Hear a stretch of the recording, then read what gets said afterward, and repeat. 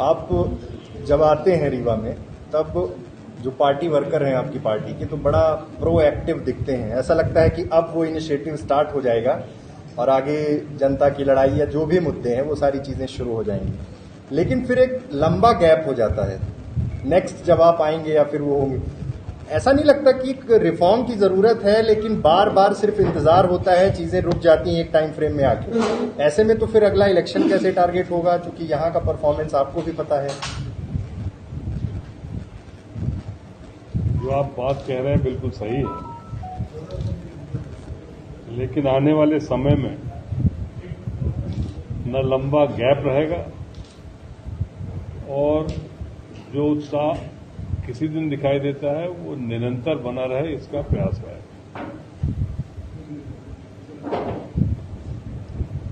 दूसरा, मैंने virtual press conference में कमलनाथ जी से एक सवाल पूछा था। उस सवाल मेरा था विंध्य को लेके। मैंने उनसे पूछा था कि विंध्य में रिफॉर्म की जरूरत है, विंध्य में आप कमजोर हैं, ये अब चूंकि रिजल्ट हर चीज को डिफाइन करते हैं। उन्होंने कहा था कि विंध्य की वजह से, विंध्य क्षेत्र की वजह से, ये उनके शब्द थे, रिकॉर्डेड हैं, मध्य प्रदेश में कांग्रेस की सरकार गिरी। जो लोग छोड़ के गए उनका जिक्र नहीं हुआ उतना, लेकिन इसका जिक्र हुआ कि विंध्य का अगर प्रदर्शन कमजोर नहीं होता तो मध्य प्रदेश में कांग्रेस की सरकार बनी रहती। आपने उसका काउंटर भी किया, लेकिन इसका एक्चुअल हम लोग ये जानना चाहते हैं कि आप इस बारे में क्या ओपिनियन रखते हैं, जनता या फिर पार्टी के कार्यकर्ता या जो कैंडिडेट आप लेकर आए उनके कारण। देखिए, इस बात को तो मैं पहले भी कह चुका हूं, रीवा में रविदास जयंती की भी समय कहा था। किन कारणों से यहां पर कांग्रेस की पराजय हुई, ये तो शोध का विषय है।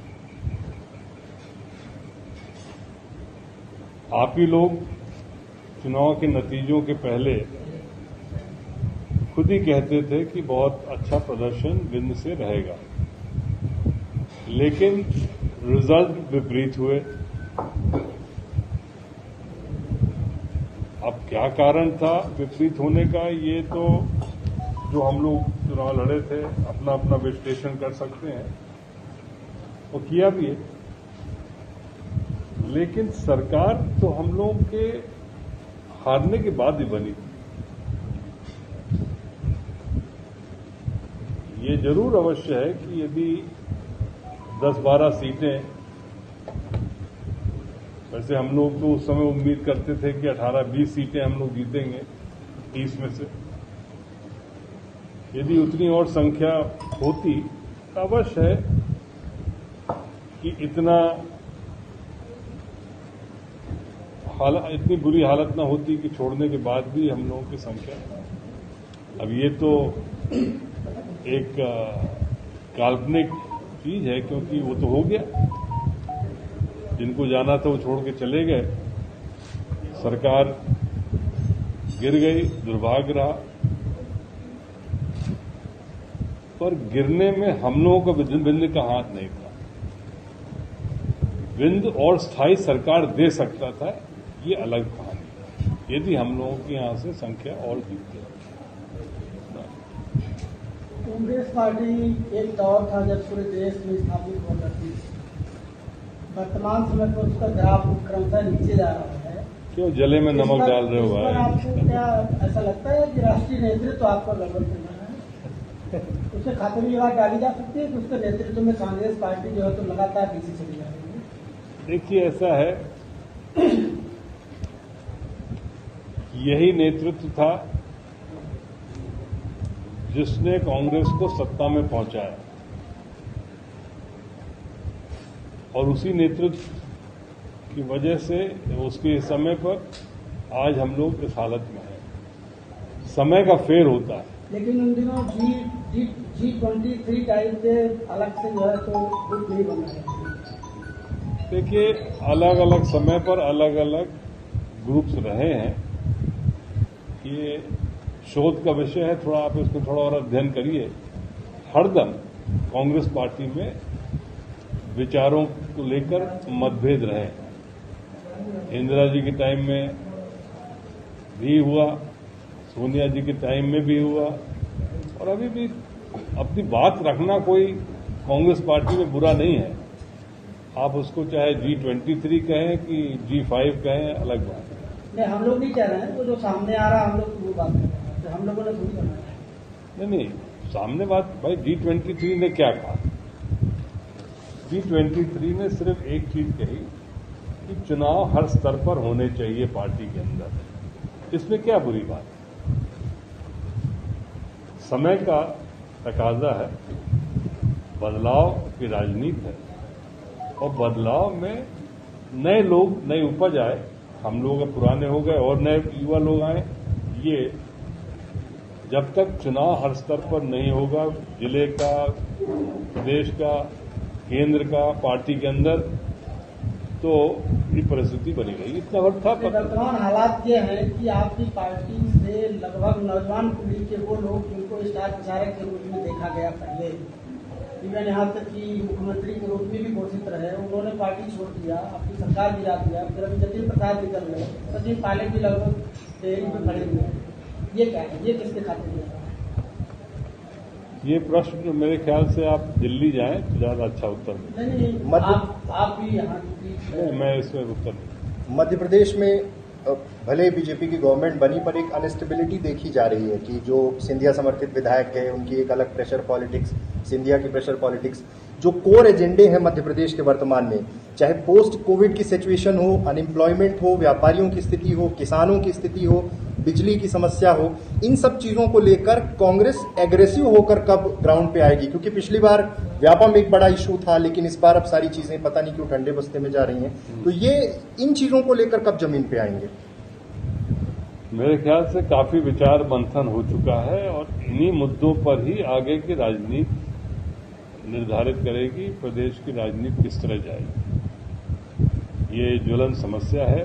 सबसे जो बड़ा समस्या तो बेरोजगारी है, हमारे भावों के है, दाम हो गए, बढ़ गए, बिजली की समस्या बनी हुई है। कब तक हम लोग इस पर कारगर होंगे, ये समय ही बताएगा। क्या एक पद पर आप सहमत करते हैं? पंडित जी, ये तो मापदंडी है, सहमत और असहमत की बात ही नहीं। आप तो कुछ वक्फ बोर्ड रीवा में कल एक वाकया हुआ है, रिश्वत लेते हुए ट्रैप हुए हैं और बीजेपी से उनका कनेक्शन एक्सपोज हुआ। पार्टी ने उन्हें, बीजेपी भाजपा के नेता, उनको पार्टी ने हटाया भी है, पद से भी हटाया है। इस बारे में क्या कहेंगे? वो रिश्वत लेते हुए लोकायुक्त ने ट्रैप किया है। देखिए, ऐसा है कि मेरे ख्याल से भारतीय जनता पार्टी में भ्रष्टाचार कोई मायने नहीं रहा, शिष्टाचार बना दिया। ट्रैप होते हैं, उसके बाद भी उनको पद मिलता है। अनेक उदाहरण है इससे प्रदेश में।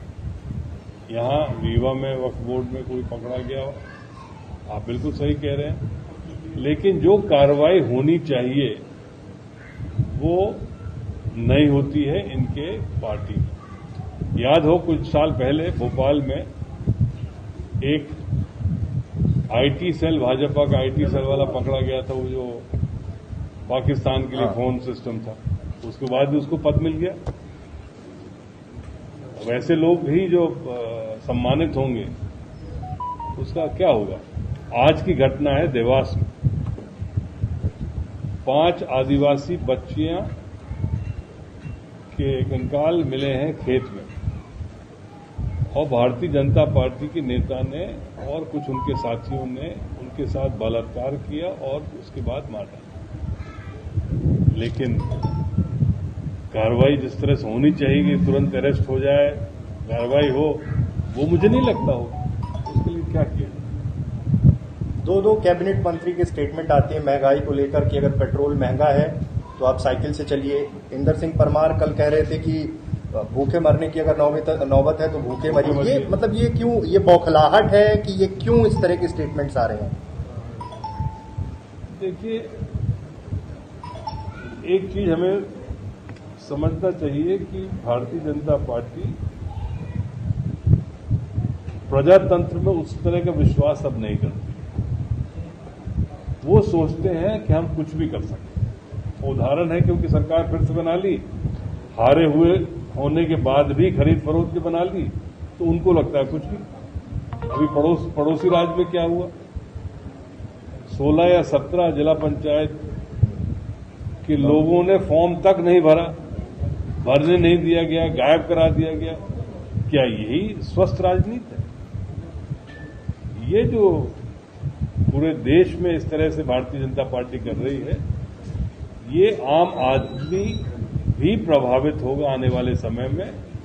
कांग्रेस पार्टी तो जो होगी सो होगी, लेकिन हम सब प्रभावित होंगे जब प्रजातंत्र से विश्वास घट जाए। आगामी समय में मध्य प्रदेश में भी पंचायत चुनाव, तो क्या यहाँ भी ऐसी आशंका मानी जाए? अब जैसे सुनने में आ रहा है कि अब नगरीय निकाय चुनाव, जो पहले डायरेक्ट महापौर होता था, नगर पालिका का अध्यक्ष होता था, अब सुनने में आ रहा है कि वो संशोधन होने जा रहा है कि इनडायरेक्ट हो।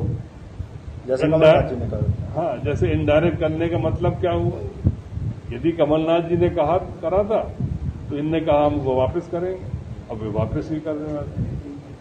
मतलब हार के डर से यदि आप उस तरह की समस्या में जा रहे हैं, सिस्टम में जा रहे हैं, तो क्या मतलब? कमलनाथ जी ने भी तो वही किया था कि सीधे पार्षदों के थ्रू महापौर का इलेक्शन कराएंगे, उसी चीज को अब ये कर रहे हैं। तो क्या वो भी यही सोच रहे थे कि किसी तरह नहीं, वो पुराने सिस्टम में ले जाना चाहते थे, उनकी सोच दूसरी रही होगी, पर ये जो सोच है ये थोड़ा गलत है। धन्यवाद सर।